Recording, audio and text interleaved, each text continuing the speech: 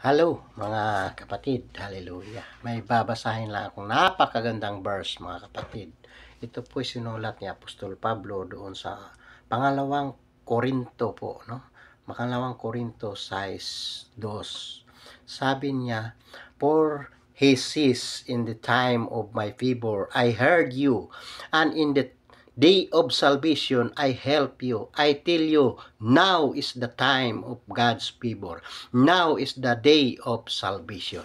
Hallelujah! Mga kapatid, pinakinggan tayo ng ating Panginoon at sinasabi po niya, mga kapatid, sa kaukulang panahon pinabayaan niya tayo mga kapatid sa ating makarumihan, sa ating mga kasalanan sa mundong ito mga kapatid. Kaya sinabi niya mga kapatid, nakinig siya sa atin mga kapatid kahit tayo'y makasalanan.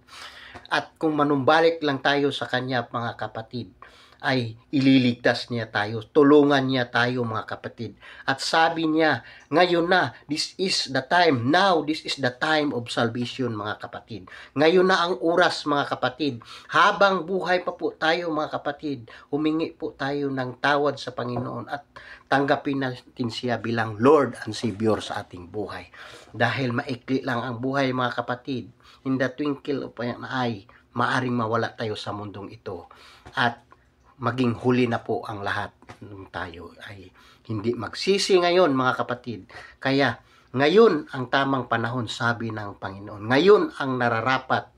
Ito na ang araw ng pagliligtas mga kapatid. Hindi bukas, hindi mamaya mga kapatid. Ngunit ngayon na po mga kapatid. Sabi ng Panginoon, sapat na po ang kaukulang panahon na binigay po sa atin. Pinakinggan niya tayo ngayon kung tayo magsisisi sa ating mga kasalanan mga kapatid.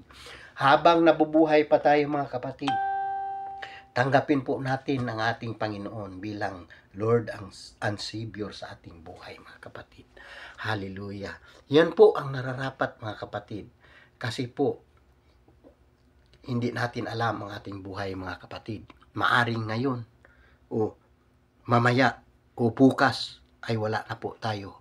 Maaring huli na po ang lahat sa pagtanggap sa kaloob niya ng kaligtasan sa atin mga kapatid. Kaya now, this is the time, sabi niya, this is the time of salvation. Ngayon na po mga kapatid, hindi mamaya, hindi bukas, kundi ngayon na po. Glory to God.